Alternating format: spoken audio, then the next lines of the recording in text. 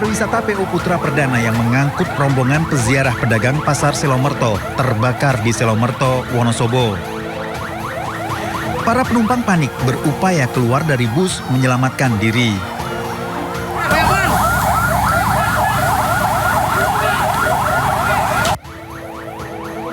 Bus yang hendak menuju Jepara dan Kudus ini tiba-tiba terbakar hanya sekitar 100 meter dari titik keberangkatan di pasar Selomerto. Awalnya, percikan api muncul di dalam kendaraan, diduga akibat korsleting di kabin penumpang. Dugaannya itu awalnya waktu mengecas powerbank, langsung beberapa penumpang ada yang merasakan ada bau gosong, ada kepulan asap, lalu untuk para penumpang langsung turun dari bis. Seperti itu. Untuk penumpangnya itu rombongan dari pedagang pasar. Itu tujuan ziarah ke Jepara sejumlah 50 orang penumpang. Api akhirnya bisa dipadamkan 1 jam kemudian. Tidak ada korban, bus yang hangus terbakar dibawa ke unit laka Satlantas Polres Wonosobo. Dari Wonosobo, Jawa Tengah, Didi Dono Hartono, iNews melaporkan. Sini aja. Ada lagi nggak, Pak? Bus pariwisata yang mengangkut puluhan jemaat gereja HKBP Tembesi Indah Batam terbalik saat akan memasuki kawasan wisata Pantai Belur, Pulau Galang, Batam, Kepulauan Riau. Kerasnya hantaman membuat bus ringsek parah. Warga yang berada di sekitar lokasi mengevakuasi para korban ke rumah sakit. Saat penumpang luka parah akibat terjepit bangku penumpang, sempat dirawat namun akhirnya meninggal dunia. Sementara belasan korban lain termasuk pengemudi bus mengalami luka dan dirawat di sejumlah rumah sakit. Hasil pemeriksaan sementara, bus diduga mengalami remblong saat melewati jalur curam dan menikung. Polisi masih menyelidiki penyebab pasti kecelakaan. Kasus kecelakaan ini ditangani Polresta Barelang. Dari Batam, Kepulauan Riau, Gusti Yenosa, iNews melaporkan.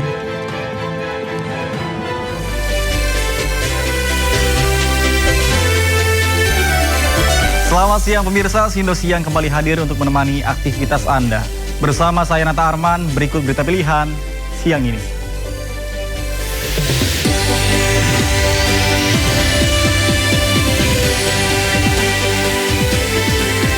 Bus yang mengangkut puluhan jemaat gereja terbalik di kawasan wisata Pantai Belur, Batam.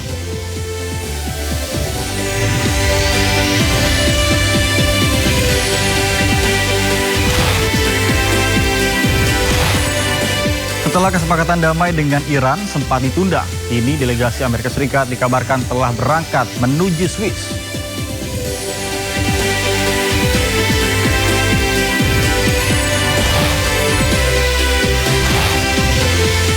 Amerika Serikat pastikan satu tempat di babak 32 besar usai mengalahkan Australia 2-0.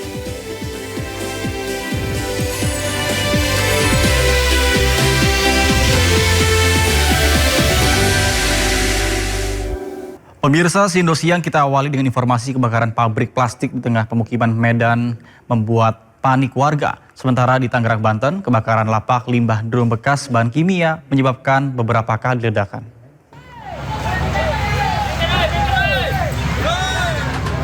Warga panik saat kobaran api melahap pabrik pengolahan dan daur ulang plastik di tengah permukiman di Kelurahan Kedai Durian, Medan, Johor. Petugas damkar terkendala saat menjangkau titik api. Kebakaran terjadi saat pabrik tutup. Besarnya kobaran api membuat sejumlah rumah warga di sekitar pabrik ikut terdampak. Mencegah aksi kriminal, 4 akses jalan di sekitar pabrik ditutup sementara. Kerugian akibat kebakaran diperkirakan miliaran rupiah.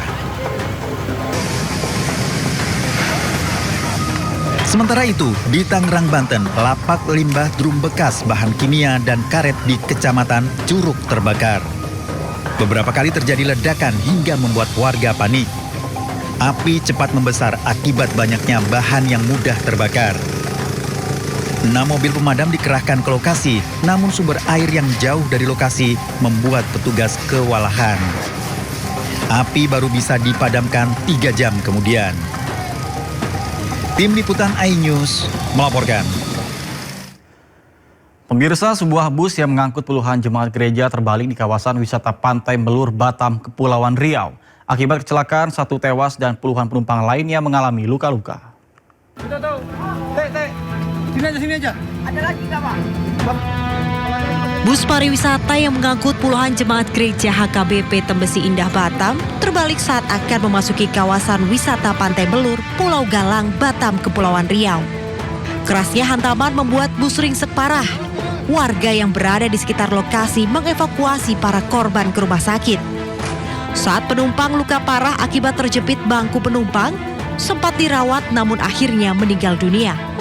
Sementara belasan korban lain termasuk pengemudi bus mengalami luka dan dirawat di sejumlah rumah sakit. Hasil pemeriksaan sementara, bus diduga mengalami remblong saat melewati jalur curam dan menikung. Polisi masih menyelidiki penyebab pasti kecelakaan.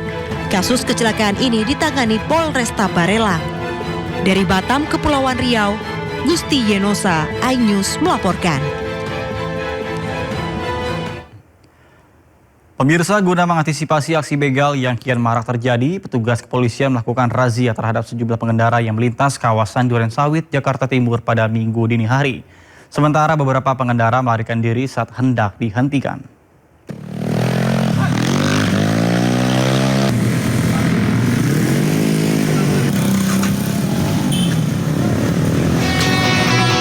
Sejumlah pengendara motor memutar balik dan kabur saat dihentikan polisi yang melakukan razia pemeriksaan barang bawaan di Jalan Raden Inten, Durensawit, Jakarta Timur.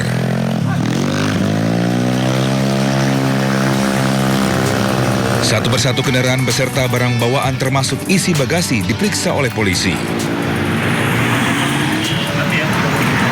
Dalam razia, polisi tidak menemukan adanya benda terlarang seperti senjata tajam maupun senjata api.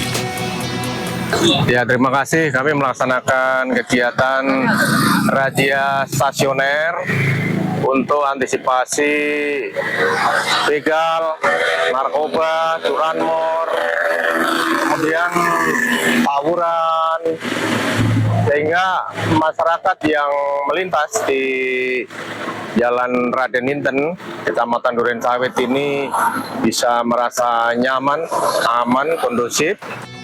Razia untuk mengantisipasi adanya aksi begal yang rawan terjadi saat dini hari. Dari Jakarta, Rio Manik, iNews melaporkan. Pemirsa, viral di media sosial, pengemudi ojol mencoba mempertahankan sepeda motornya yang diangkut oleh Dishub di kawasan Jatinegara, Jakarta Timur.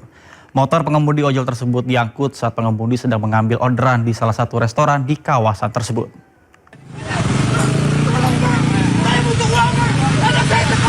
Saya butuh makan, tolong bang. Rumah saya di Bekasi bang, tolong. Saya nggak berhenti di Purwokerto. Terima saja bilang ada kebijakan. Tolong pak, tolong. Sambil menenteng pesanan pelanggan, seorang pengemudi ojol memohon kepada petugas Dishub agar motornya yang diderek petugas bisa dikembalikan. Pengemudi ojol juga sempat naik ke atas truk, namun motornya tetap dibawa petugas. Belum pak, lari sama sekali dari pagi jam 6 saya keluar baru ini pak. Tolong. Diketahui motor pengemudi ojek online itu diderek petugas lantaran parkir tidak pada tempatnya saat pengemudi mengambil pesanan di sebuah restoran yang berada di Jalan Jatinegara Timur, Jakarta. Usai kejadian, sejumlah jajaran Sudin Perhubungan Jakarta Timur mendatangi kediaman pengemudi ojek online tersebut. Mereka datang untuk bersilaturahmi sekaligus mengembalikan sepeda motor pengemudi ojol yang sempat diderek petugas lantaran parkir tidak pada tempatnya. Ketika saya dapat notifikasi makanan siap diambil, saya langsung langsung ambil karena memang udah jadi di situ. Dan mana saya tahu kalau memang cuma selang 2 menit motor udah naik ke atas gitu, dan saat itu memang saya kondisi memang panik karena saya ingin mempertahankan motor saya, dan dari pihak Dishub sendiri pun humanis, nggak ada yang bagaimana gitu yang saya pikirkan. Cuma Sulis Agung Wibowo selaku pengemudi ojol juga berpesan kepada seluruh pengemudi ojol untuk tidak parkir sembarangan saat mengambil pesanan agar tidak mengalami kejadian serupa. Dari Jakarta, Rio Manik, iNews melaporkan. Pemirsa, Wakil Gubernur Jakarta Rano Karno merespon video pengemudi ojol yang motornya terkena razia parkir liar. Menurutnya proses penertiban akan terus dievaluasi dan juga membutuhkan waktu. Sudin Perhubungan sudah ke kediamannya, artinya kita cepat lah. Saya tidak apa, kita semua ini bergerak juga berdasarkan Instagram. Itu yang kita pegang juga, artinya kita sangat merespon dengan cepat apabila memang kita bisa lakukan. Tapi Pemirsa, polisi masih memburu pelaku penculikan dan juga penyekapan seorang wanita di Bandung, Jawa Barat. Sebelumnya polisi berhasil menemukan korban dalam kondisi mengenaskan setelah diculik dan disekap selama 3 tahun yang diduga dilakukan oleh kekasihnya.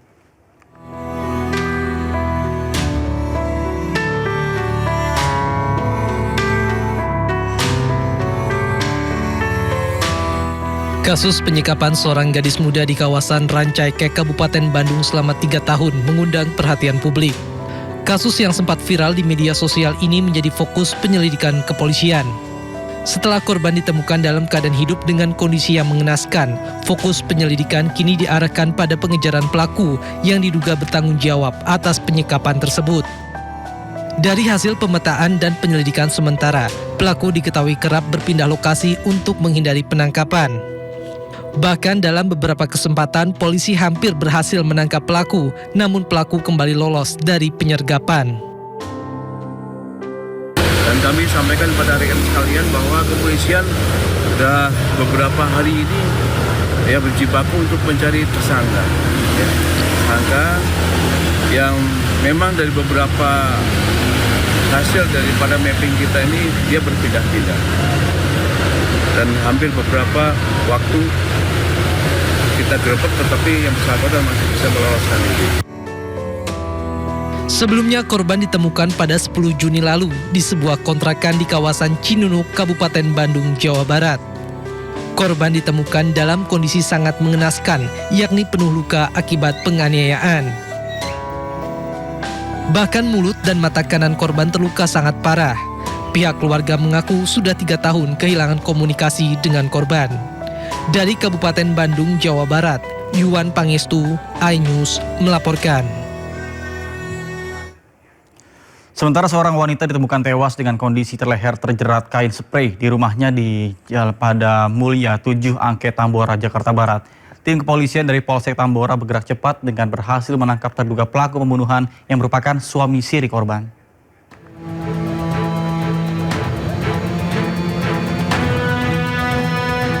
Warga gang permukiman padat penduduk Jalan Pada Mulia 7 Tambora, Jakarta Barat dihebohkan dengan peristiwa mendapati sesosok mayat perempuan Romdanah atau biasa akrab dipanggil dengan Iyung, usia 37 tahun, ditemukan tewas di kursi ruang tamu rumah.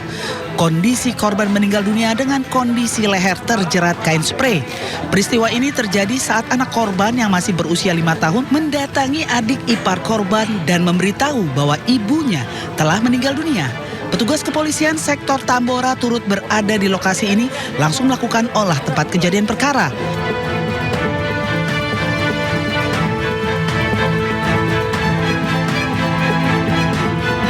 Tidak butuh waktu lama, kurang dari sehari pembunuh Iyung ditangkap tanpa perlawanan. Sebelum terjadinya pembunuhan, antara korban dan pelaku sempat terlibat keributan cekcok mulut yang berujung tewasnya korban. Anaknya itu ada di depan rumah situ tuh 2 orang, yang cewek cowok. Terus yang cowok itu ngudak saya, kirain kan mau ikut ya. Terus kenapa Rafa? Terus kata dia, mama meninggal. Meninggal kenapa? Sama ayah, dicekek pakai kain, kenceng, hidungnya berdarah. Terus di mana mamanya? Ada di ruang tamu, di bangku lagi duduk. Coba dibuka, aku panggil dia, suruh lihat. Ternyata benar, dia lagi duduk ya, setengah duduk. Tapi tangannya udah ngegelantung gitu. Suaminya sendiri sih, dugaan sih. Cekcok lah biasa, mulut Pak. Dari keterangan saksi, tetangga maupun adik dari korban, untuk pelaku dan korban itu sering terjadi cekcok dalam rumah tangga. Dan kemarin malam pun sempat ada cekcok antara pelaku dan korban. Pelaku berinisial siapa nggak? Untuk pelaku berinisial ES dan berumur 31 tahun. Dan untuk motifnya dari pembunuhan tersebut masih kami dalami. Kini terduga pelaku masih menjalani pemeriksaan intensif di Polsek Tambora. Pihak kepolisian masih mendalami motif terduga pelaku yang tega menghabisi nyawa istri sirihnya sendiri. Dari Jakarta, Miftahul Gani, iNews melaporkan. Informasi lainnya pemirsa, Roy Suryo dan Dr. Tifa masih menjalani perawatan di Rumah Sakit Polri Kramat Jati, Jakarta Timur. Kedua tersangka dirawat usai ditangkap penyidik Polda Metro Jaya pada Jumat kemarin. Hingga Sabtu sore, Roy Suryo dan Dr. Tifa masih menjalani rawat inap sejak Jumat malam di Gedung Anton Sujarwo, Rumah Sakit Polri Kramat Jati, Jakarta Timur.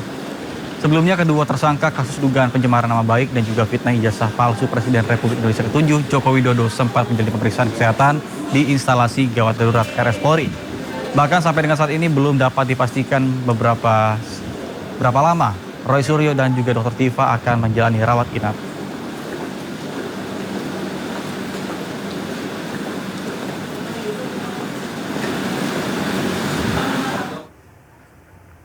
Pemirsa, untuk mengetahui informasi terkini, kita akan bergabung bersama dengan rekan Hadisti Arifa di Rumah Sakit Polri Kramat Jati.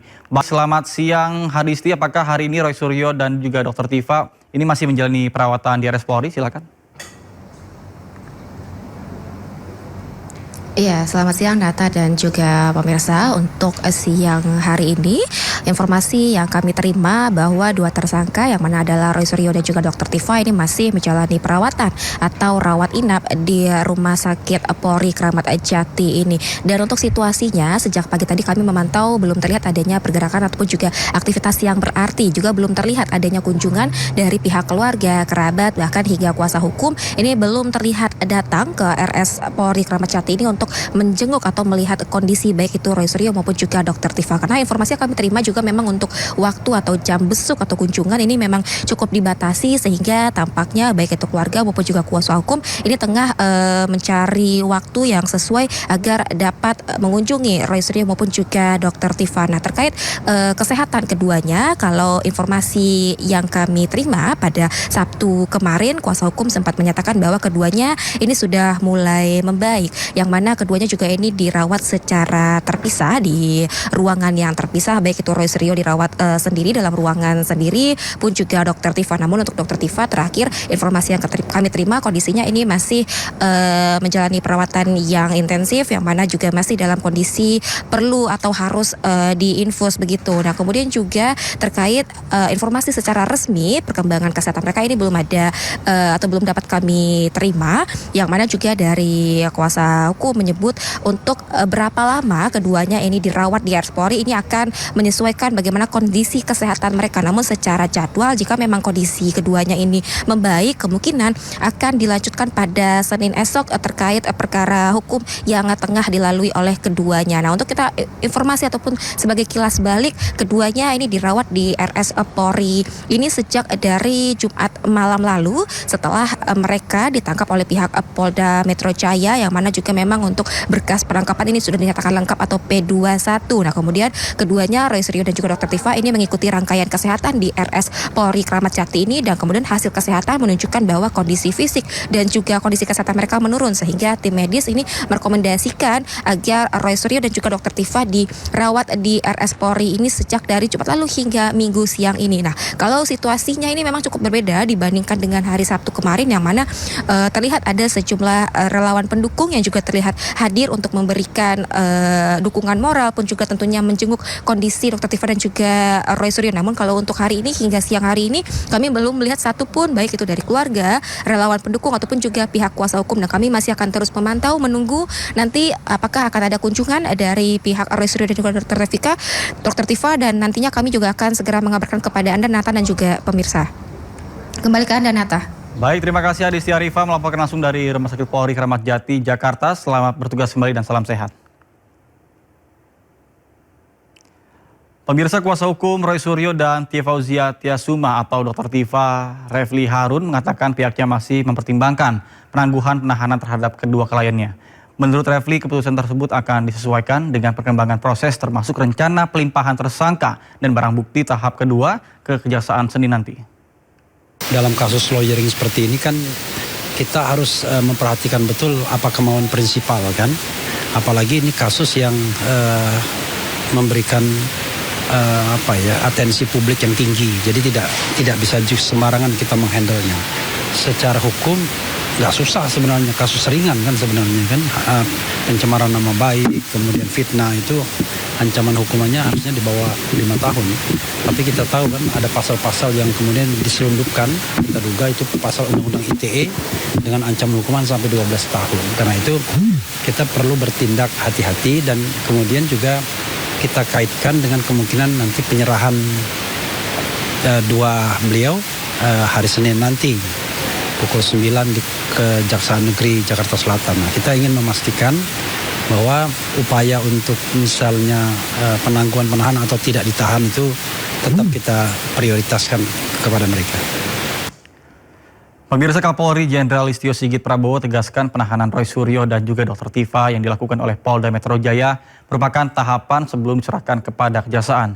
Listio pun menjelaskan bahwa sejumlah tahapan administratif juga pemeriksaan harus dilakukan terlebih dahulu sebelum proses pelimpahan dilaksanakan. Merupakan rangkaian dari kegiatan yang harus dilakukan oleh penyidik sebelum diserahkan tahap 2 ke Kejaksaan, karena di kegiatannya kemarin sudah dijelaskan ada kegiatan pemeriksaan kesehatan, pemeriksaan administrasi untuk memastikan semuanya dalam kondisi baik sebelum diserahkan ke Kejaksaan. Informasi lainnya pemirsa, korban dugaan penipuan umroh Hanania Travel bertambah menjadi lebih dari 1.200 orang. Bahkan total kerugian diperkirakan lebih dari 35 miliar rupiah.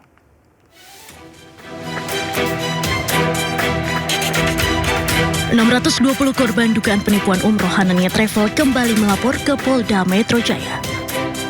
Laporan dilayangkan oleh kuasa hukum para korban, Judi Mulya Setia. Total jumlah korban Hanania Travel kini menjadi 1.286 orang dengan kerugian mencapai lebih dari 35 miliar rupiah.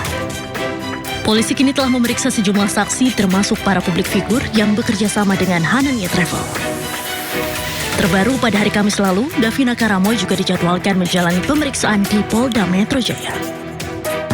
Jumlah data yang kemudian sudah kami sampaikan ke Polda dari gelombang 1, 2, dan 3 itu kurang lebih sekitar ada 1.286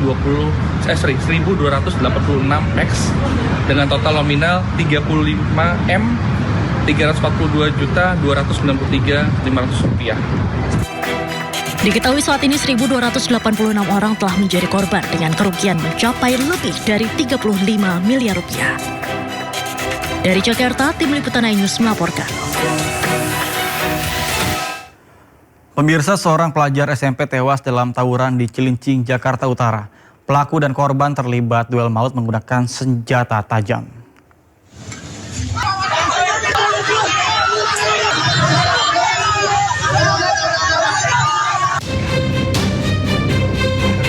Dua pelajar sekolah menengah pertama melakukan duel maut di Jalan Kali Baru Timur 2, Cilincing, Jakarta Timur. Duel kedua pelajar ini ditonton kelompok mereka masing-masing dan tidak ada yang memisahkan. Satu pelajar berusia 16 tahun tewas dengan luka di pangkal paha kiri terkena sambetan senjata tajam. Korban tewas dalam perjalanan ke rumah sakit. Pelaku yang berusia 14 tahun ditangkap polisi. Duel dipicu saling ejek dan ditantang di media sosial. Permulaan itu diawali dari saling ejek antar pemuda di media sosial. Dan kebetulan para pemuda-pemudi ini masih dalam satu lingkungan sehingga janjian di lingkungan tersebut dan melakukan perkelahian tersebut. Barang bukti jaket senjata tajam diamankan polisi. Tersangka terancam hukuman 15 tahun penjara.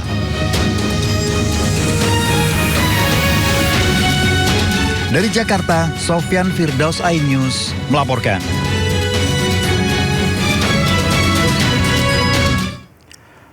Pemirsa, polisi menggagalkan penyelundupan narkotika jaringan Malaysia Indonesia. Dua tersangka ditangkap dengan barang bukti puluhan kilogram sabu dan juga ketamin.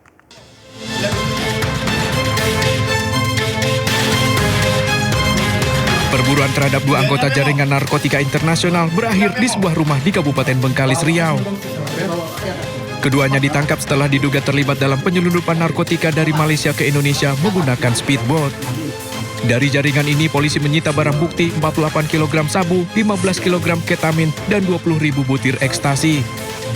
Dalam aksinya, satu pelaku berperan menyiapkan speedboat, sementara satu lainnya sebagai perantara penyewa kapal untuk menjemput narkoba dari Malaysia. Polisi menyebut jaringan ini dikendalikan oleh seorang buronan warga negara Indonesia dan Malaysia. Tim gabungan Subdit 4 Bareskrim Polri bersama Satgas NIC berhasil mengamankan 2 orang laki-laki berstatus DPO, yakni dengan inisial S alias Likin dan IB dalam kasus narkotika senilai lebih dari 137 miliar rupiah. Pengungkapan ini merupakan hasil kerjasama antara personel Subdit 4 dan Satgas NIC Bareskrim Polri serta Bea Cukai Bengkalis Provinsi Riau. Penyidik terus melakukan pengembangan untuk membongkar seluruh jaringan narkotika lintas negara ini. Dari Jakarta, Helmi Sanjabati, iNews melaporkan. Pemirsa, sejumlah warga terekam kamera membuang sampah di Kali Gendong, Penjaringan, Jakarta Utara. Akibatnya aliran kali dipenuhi sampah dan warga mengaku terpaksa membuang ke kali akibat tidak ada tempat pembuangan sampah.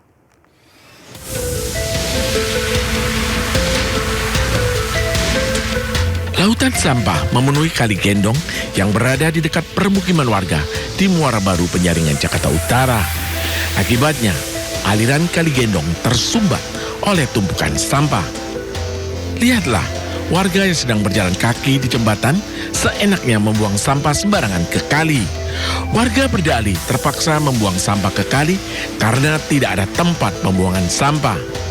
Bau tak sedap pun menyeruak, ditambah banyak nyamuk yang dikhawatirkan bisa menyebabkan warga terserang penyakit. Tiap hari dibersihin sih, Tiap hari dibersihin ya. Cuman orang kan bingung ya mau buang sampahnya kemana, jadi mungkin ya kesini juga buang sampahnya. Bau nggak kadang? Ya kadang enggak sih, kadang-kadang doang.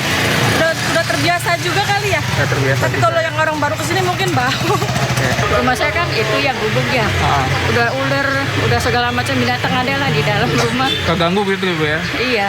Oke, merasakan berarti Bu ya? Iya. Banjir nggak sih Bu kadang Bu? Banjir, udah pernah di dalam rumah segini. Dalam rumah saya kan rendah rumahnya.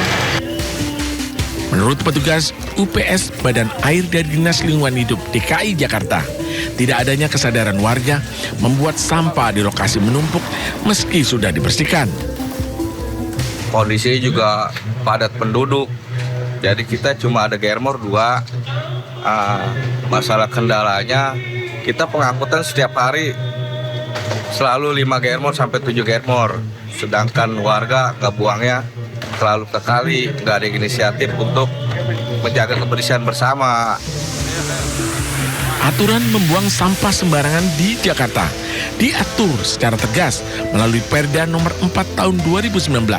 Membuang sampah sembarangan akan didenda Rp500.000. Jika berulang, dapat dikenakan denda Rp20 juta atau hukuman kurungan 60 hari. Dari Jakarta, Sofyan Firdaus, iNews melaporkan.